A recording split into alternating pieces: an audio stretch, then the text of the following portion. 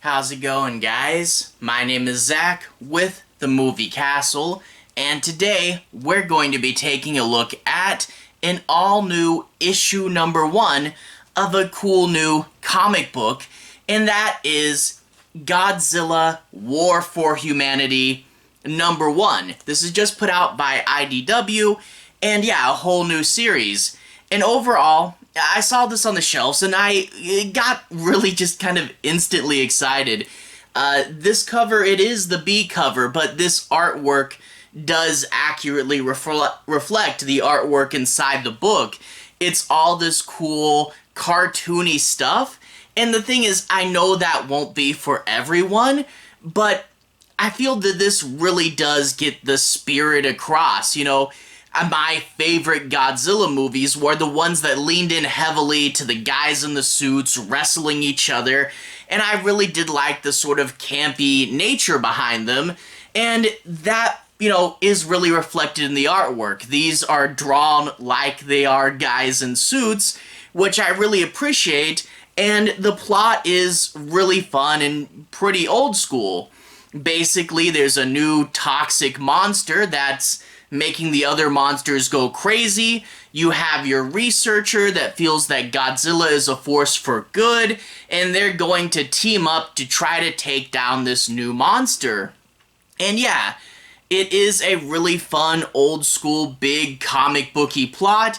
At times the artwork feels a little bit like, say, Scott Pilgrim or something, but it really does have that old school, just fun, giant monster movie feel behind it. And yeah, I know that it's not going to be for everyone, especially those looking for a more serious Godzilla take, but you know, we're doing tie-in comics, we can make a million of them going a bunch of different ways, and it's cool to explore this unique flavor of Godzilla. Very old school, very reminiscent of the classic movies, and I have to say, I really liked it and can definitely recommend it. Yeah, it's cool if you're into this, and I know it's not going to be for everyone, but I was reading it with a smile on my face. What can I say? Anyway, if you guys want to see more about this book in specifics, I'm going to switch to the close-up camera.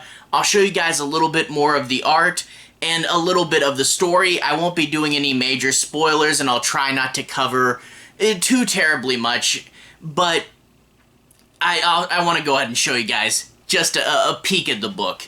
Anyway, without further ado, let's go ahead and switch to the close-up camera.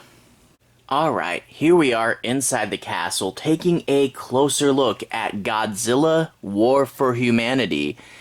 This is issue number 1. There's the IDW logo, and it does say cover B, $4.99 US, $4.99. A little steep, but it is an indie book, and indie books kind of do have to pay extra. And there's the back, and we get 00121, because yeah, this is the B cover, but I have to say I think it is my favorite out of all the covers for this. It's a good, very movie poster-esque cover. I love the purple border and the intense colors, and I love seeing this splash of monsters and your human characters there. I just think it's really cool. But this does have a cover gallery in the very back of the book, which I always appreciate, and we can look at the other covers. The main one is this green one, which is okay, but I mean, like, the B is clearly cooler. And then we get a few other ones that are Godzilla portrait covers, with a few things that actually happen in the book on these first two, like Godzilla lifting the girls up on his foot, and then an ad for Godzilla Rivals there, because, you know, put all your Godzilla stuff in the book, right?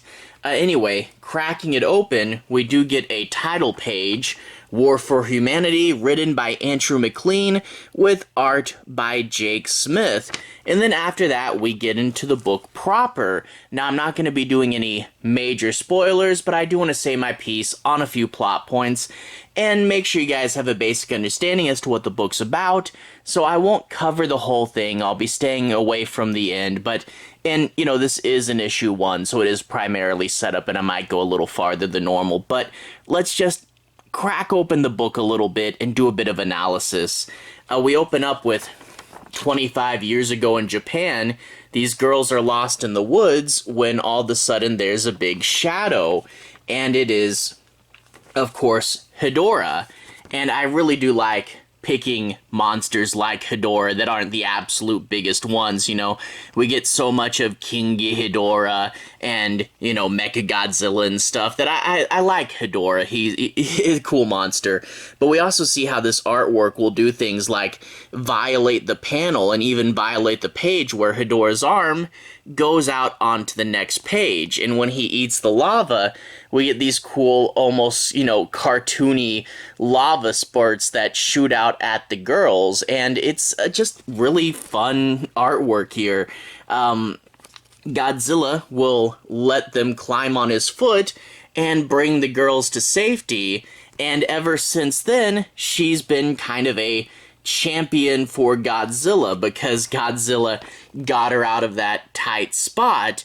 And we do introduce at the end of this flashback, there is some drama with her mother being very, very cruel. The other parents are glad to see their daughter, but her mother not so much. So that will be an underlying plot element. I don't know how much that will play into the story later.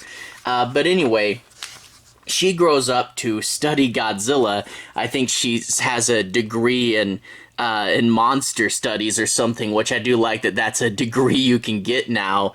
And she gives this lecture telling her story and saying that Godzilla is a friend of humanity, and we'll get this guy interrupting. And he doesn't believe that, but he also shows some video footage on that he just picked up of a new monster coming. This is, what is his name? Grogosaurus. Again, a really fun random pull. I might have seen that creature before, I don't know, but I also do like they take an effort to draw him like he's a man in a suit with those little legs and then he falls over there.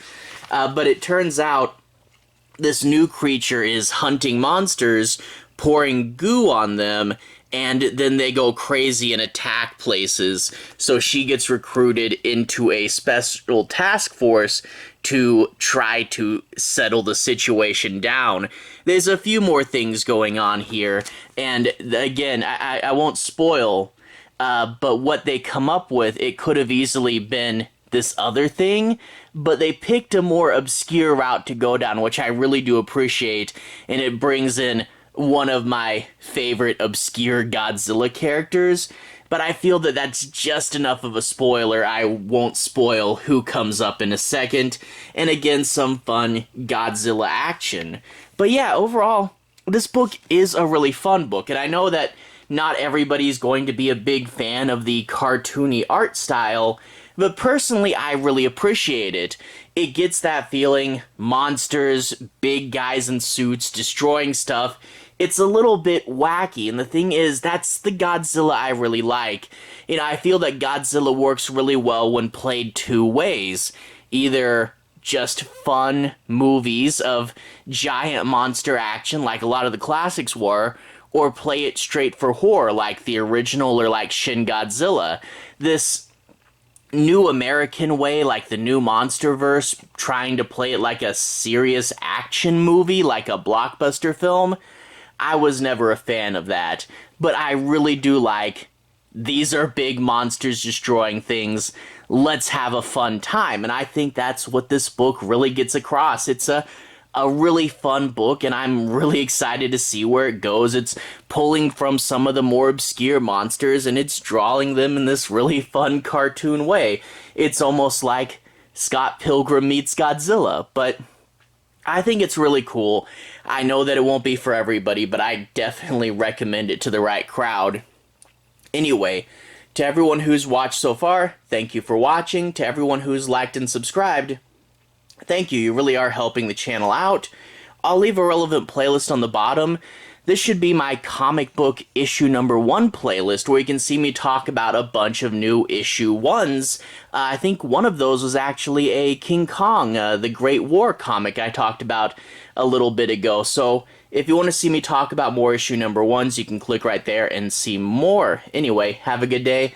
I'll see you guys again very, very soon. Relevant playlist on the bottom. Have a good day now.